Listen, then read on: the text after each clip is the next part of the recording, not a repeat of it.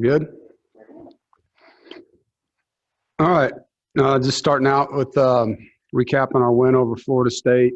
First, just thought it was a great job by our staff and players getting prepared and rejuvenated after a tough loss the previous week with Miami. I think that's a big deal. I've been around a lot of teams that couldn't do that, and so very proud of them first and foremost for their ability to respond and regroup. And it's really what this team has done all year. It started off really in our off season. When they came back, they were hungry. They couldn't wait to get to work. They had learned a lot, through the previous year and all the tough things we went through. And that just grew, as we got into the quarantine period and the beginning of the pandemic after our spring break. And then the social unrest and injustice that took place, seeing our players bond together, and really our athletic department. And so it's appropriate, that this game is dedicated to our Pack United platform that was formed by our student athletes and backed by our coaching staffs and administration to support the effort to fight social unrest and discrimination and prejudice, and doing so by using the three pillars of awareness, education, and action. And very proud of our athletic department, our student athletes, and Isaiah Moore and Grant Gibson for all of the work that has gone into that and continues to go into that. And so this game will have a lot of emphasis there for us as a football program, and look forward to that. In this game with Florida State, we talked a lot about them being a fast start team. They'd scored more points in the first quarter than they had in any other quarter. And so it was great to see us get out offensively in our first drive, have a 13-play drive, and overcame 3 penalties. Had 2 tough third downs, third and longs, and go down and score a touchdown.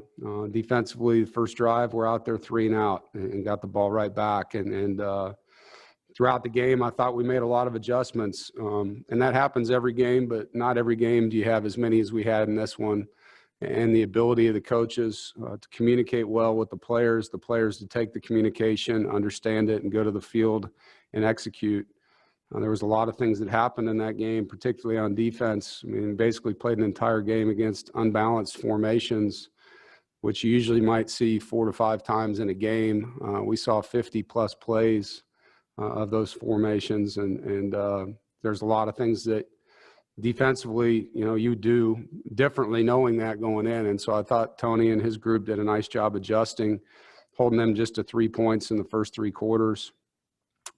A lot of emphasis went into finishing, and finished the first half with an interception on defense by Tyler Baker-Williams, and then started fast in the third quarter with a stop and an offensive score.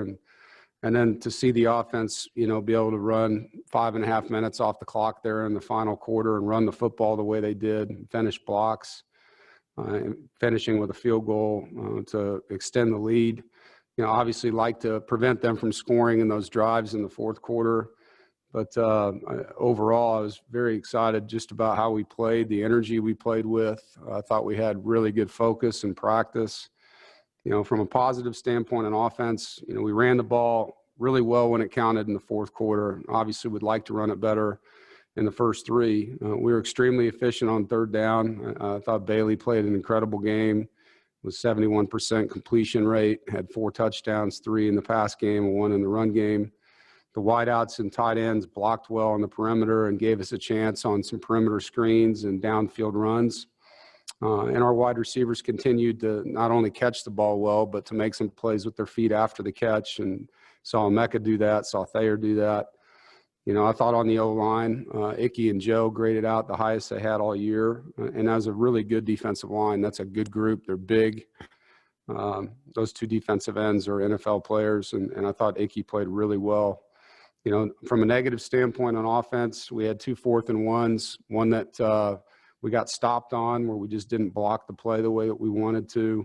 And the second one where we had a holding penalty that took a first down away, where we had to punt then on 4th and 6. So obviously on 4th and 1, those are attitude type plays, and you'd like to be able to convert there. We had 6 tackles for loss in our backfield, which created second longs, and we were able to overcome some of those. But, you don't want to have plays that create second longs and put you behind the chains. On defense, positively, I thought we played really hard. We adjusted well. We had 2 fourth down stops. We had a takeaway. I thought Isaiah Moore played his best game since he started for us. It was great having Drake back. He was very physical on the edge. I thought Aleem had his second week where he just really, really excelled inside. He's playing hard. Him and CJ are playing well at the nose tackle position. It was good to see Daniel Joseph and Savion and Terrell make some plays at defensive end. There's some things that we got to continue to work on there. But I like the way they played. They were very aggressive. Negatives, we gave up 3 explosive plays for touchdowns, and then we've been really good on third down. We've been really good in our red zone defense, but we can't allow people to score, in those explosive manners. And one of them was a missed tackle where we had a guy right there on a 4th and short. We did force 2 fumbles that we didn't recover, so those are plays obviously we'd like to do better. And but overall, it was a really good night. I thought our special teams were good. They created over 40 yards in hidden field, hidden yardage for us, which obviously creates field position. I love how hard our kickoff team played. We had 2 tackles inside the 20. There was a lot of physical play. There's a lot of strain. There's a lot of guys beating blocks. I thought CJ Hart really played well on that unit. Thayer had a big punt return, 23-yard return. We had 2 opportunities on our kickoff return that we're one block away from being big, explosive runs, and so we need to improve there. Coming out of the game health-wise was pretty positive, and I hope that we have Tanner back this week. That's trending the positive. But as of now, we should have the same lineup that we had last week with Tanner being added to it. With that, we have a chance to play a top 20 team in Liberty this week, undefeated team, very good team, good staff, and a team that's playing obviously with a lot of confidence, has 2 ACC wins with beating Syracuse and Virginia Tech. Before I move on to them, just, I know we're limited in how many fans we can have, but I do want to thank the fans that were there and just let you know we can hear you. Even though it's a small crowd, there's times where your noise does matter, and our kids do feed off of that. And so just want to encourage you, if you are at our game, to cheer these kids on.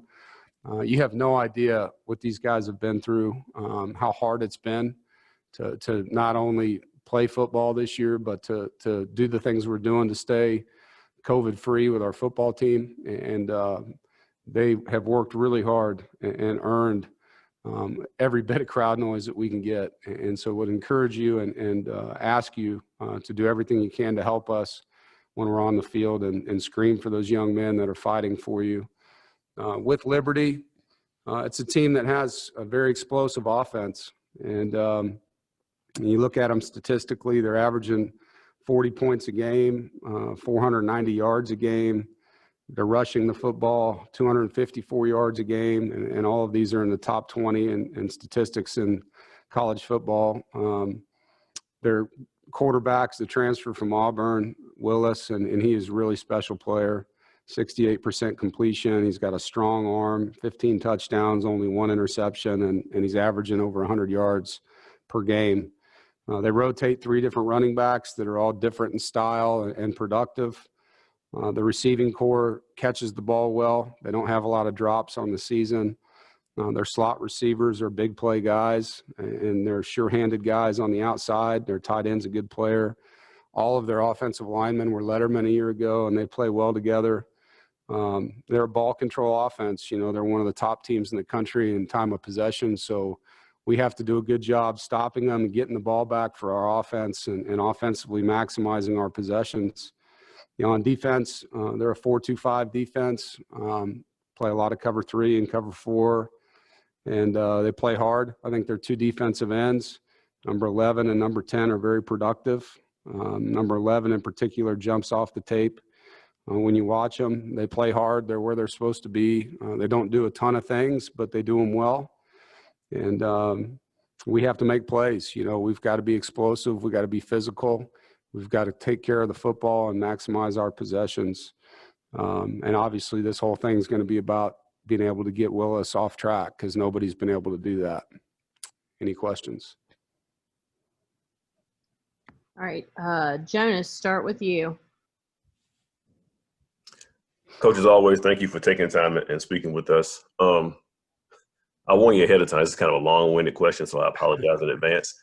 You kind of touched on the Liberty's playing with a lot of confidence, and they're a smaller school outside of Power 5, undefeated right now. You've been there coaching at a smaller school that got on a nice little run and got some national attention. I know you can't speak for Coach Freeze, but can you kind of take us inside the mindset of a smaller program that's getting some confidence? And right now, at this point of the season, they feel like they're world beaters. Yeah, and Hugh's done a tremendous job there, and he'd done this before, when he was the head coach at Arkansas State. So that locker room is full of guys that felt like they could have played at a higher level. Those kids will have a chip on their shoulder when they play a Power 5 team. They want to be noticed. They know that this is a chance to showcase not just their individual abilities, but how they can play as a football team against teams that have Power 5, behind their name. And the confidence piece, I know all of those guys when I was at Northern Illinois, they weren't afraid of anybody. They were just excited to play the game. And I'm sure that's what we're going to get. We're going to get a team that believes, for one, because they haven't lost this year. And they're playing for a coach that knows how to win games. And so it's going to be a very confident group. It's going to be a group that wants to prove themselves and an opportunity for them to do it, in a bigger stage. For us, we have to acknowledge all those things that I just said. But at the end of the day, it's really going to be about how we play. And I think whether we're playing against a Power 5 team or not, we need to be better than we were last Saturday. And that's going to be our focus.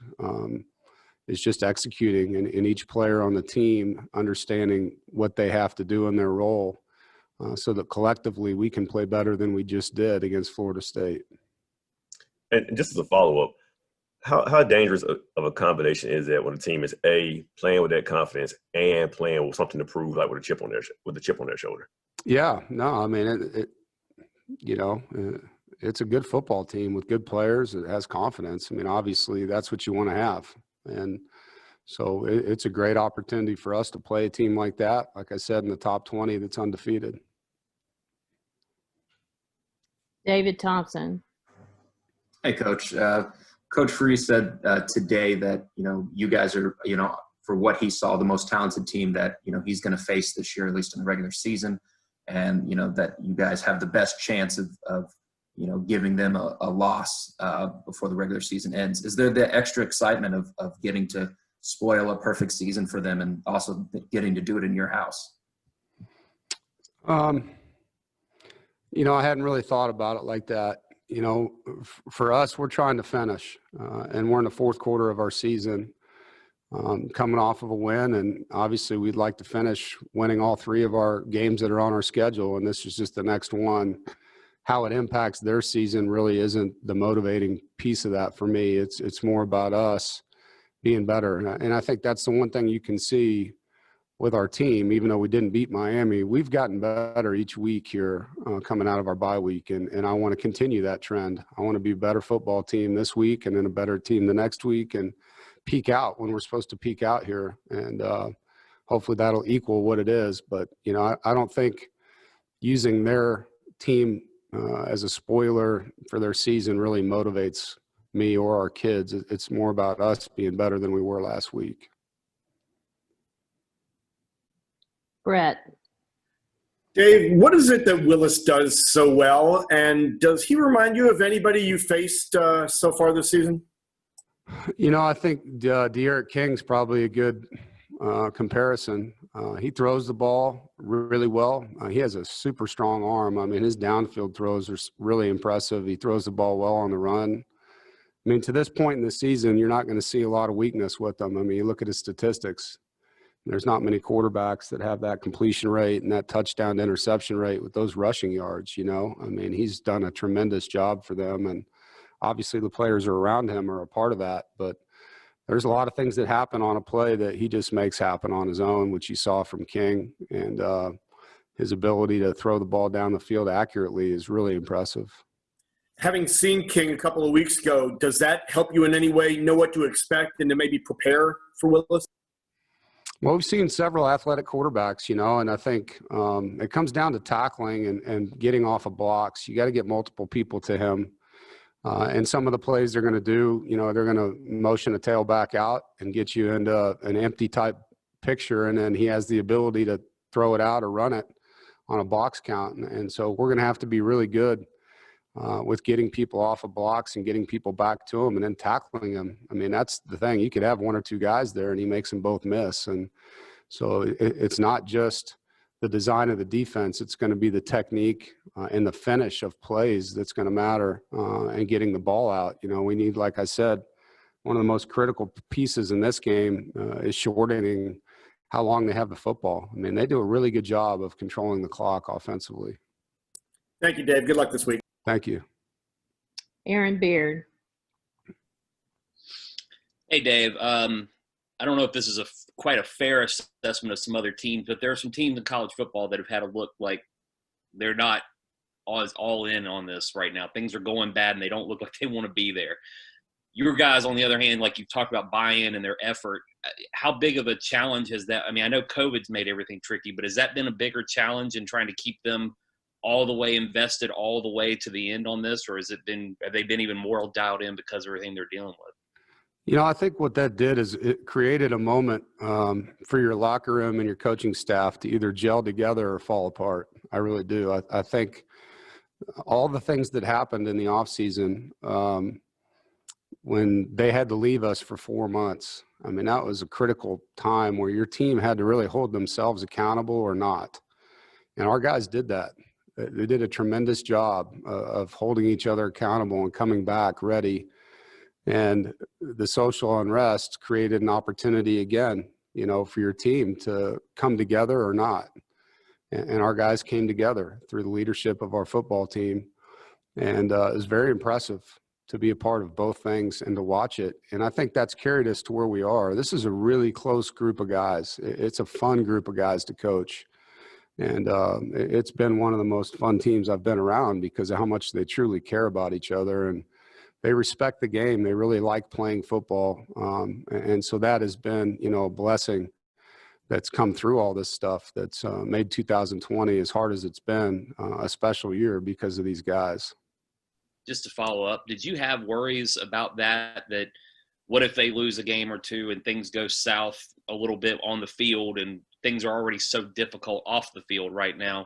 Was there any more worry than you would have with a normal team about that? Had I not seen how these guys came together, then yeah, it probably would have been a concern, but I didn't have that with our locker room. It was the opposite. I mean, they were giving me hope. They were showing me leadership. I mean, the things that these guys did, there hasn't been that. We've witnessed it, at other places, and we've had conversations about, did you see what happened here or there? But there's never been an inkling of that on our roster. So, hasn't been a big thing for us. Thank you. Bet. Corey.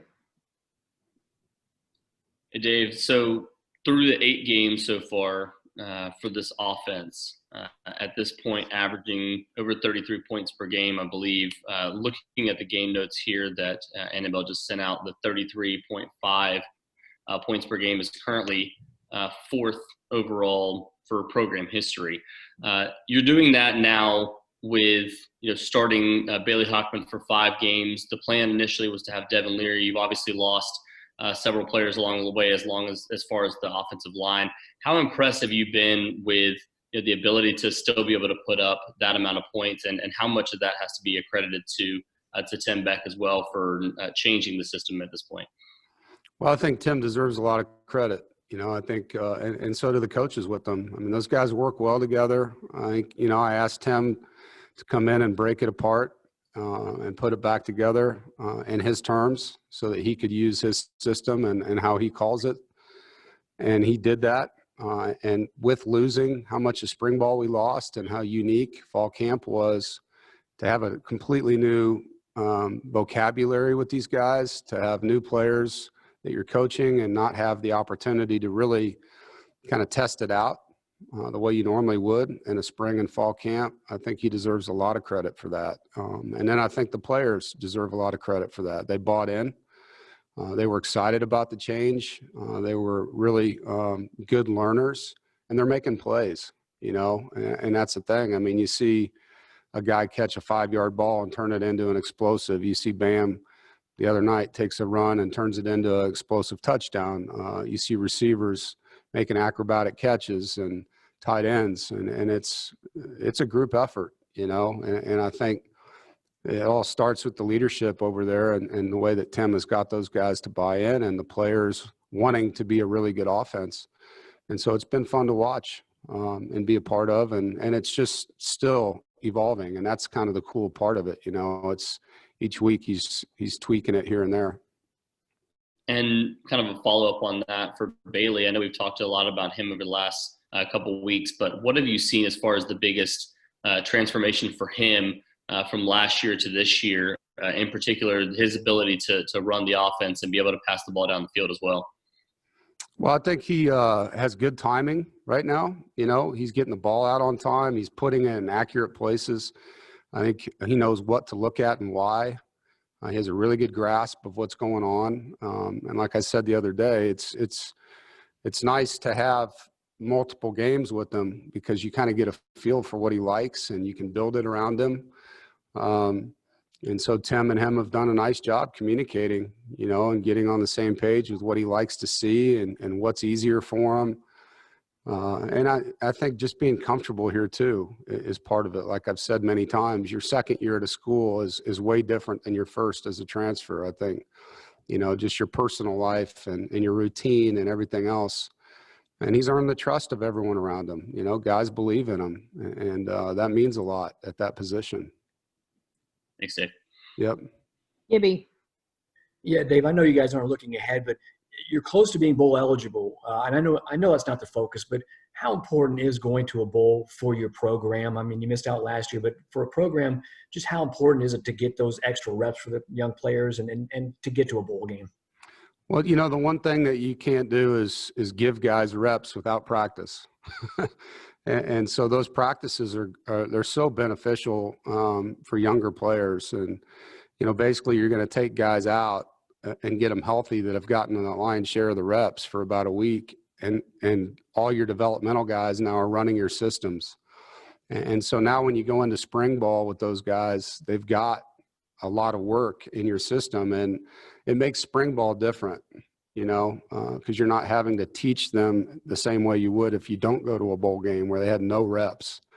And so it just kind of accelerates your teaching. And there's plays that happen in these practices where a guy all of a sudden makes a diving catch or a one-handed interception, and his confidence changes, and he starts believing in himself. And so those reps are critical in the development of a player. And so that's the piece that really means a lot, not just the reward of the bowl, but the developmental part and the confidence that's gained by the kids that have been servicing us a lot on the scout team. If you'd gotten that chance to go last year, I mean, can you imagine where this team would be right now? Have you ever thought about that? Yeah, I mean, it would have been very valuable for all these kids that are now sophomores that were playing as freshmen last year. At the same time, we were so injured last year. I'm not sure how many practices we would have been able to do, but you just can't replace experience. And I think that's the one thing in the sport that you appreciate, like when Tanner Engel steps on the field, we go from freshman to junior. And so there's a lot of game experience and practice experience that happens just with one player, and so whether it's 5 practices or 10 games or whatever it is, as a coach, I can't insert that into a guy. You have to rep it, and reps are the most important thing for these guys in their development. Thanks, Coach. Appreciate it. You bet. Rob McClam. Dave, my question is sort of an extension on what Aaron Beard asked. You mentioned how your team has handled 2020. You've had the election, the pandemic, and social issues. Do you think you have kids where their responses this is going to endure in their lives? They're going to continue to build on the progress and the way they've handled this? Absolutely. I think, there's a lot of growth, personal growth, there was social growth.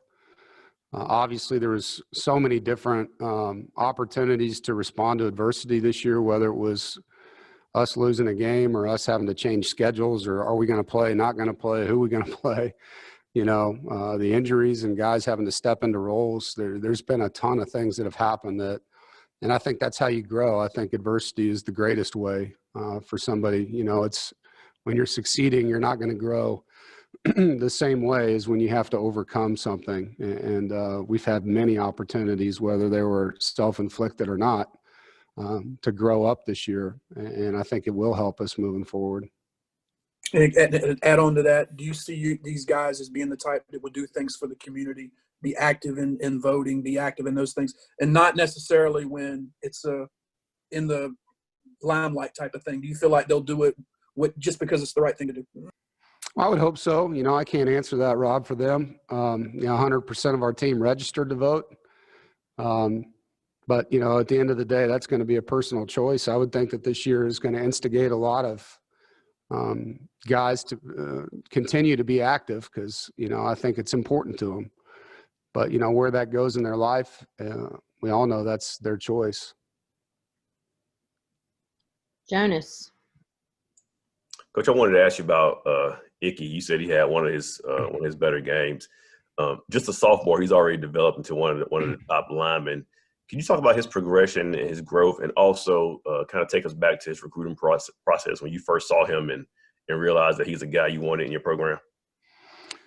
Yeah, I think the biggest thing you see with Icky, he's always been super physical. He's a finisher. He was a wrestler. He played O-line and D-line, very athletic, great student, incredible family.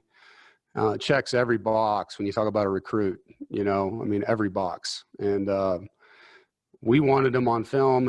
Him and his dad came up on the visit and loved his makeup and what they were all about as a family.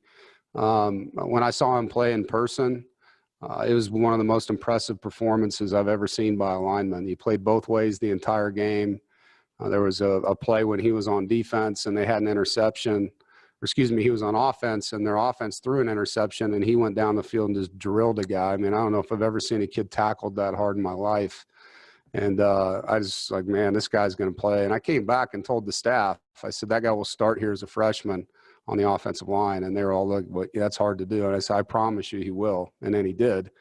And, not trying to say that I'm the greatest evaluator, but when you see something like that in person, it was impressive.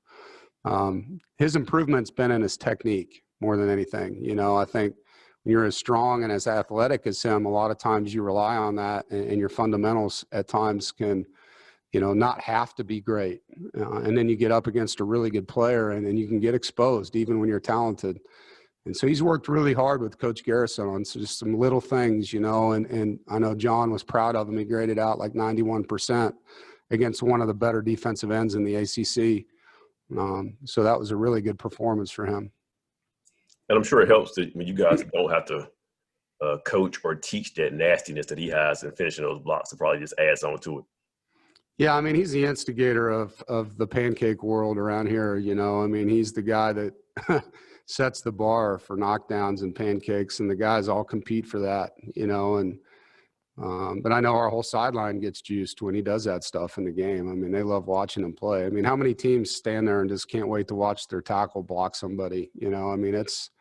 It's something we look forward to. He's a really good football player. He plays with a demeanor that we embrace, and he's a great human being, and I think all those things make it fun to have a guy like that on your roster.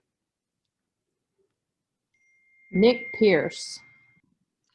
Thanks, Coach. Nick Pierce from the Liberty Flame Sports Network. Coach Freeze mentioned this morning you guys, I think, had been on a golf outing or two together. What do you recall about that? Who had the better day, and where did you guys play? Well, the fundraiser that Chick-fil-A and the Peach Bowl have in the spring, they didn't have it this year because of COVID, but to raise money for your charity of choice has been something that we've done every year. And twice we were matched up with Hugh. And he's a good golfer, really good player. And his partner was a really good player. He's got an awkward swing, I can tell you that, but he's a really good player. And they beat us both times when we played them in that tournament. But great guy, always enjoyed my time with you and respect him a lot as a football coach. He's done a tremendous job everywhere he's been. Does anyone have anything else for Coach? All right. Thank you, Coach.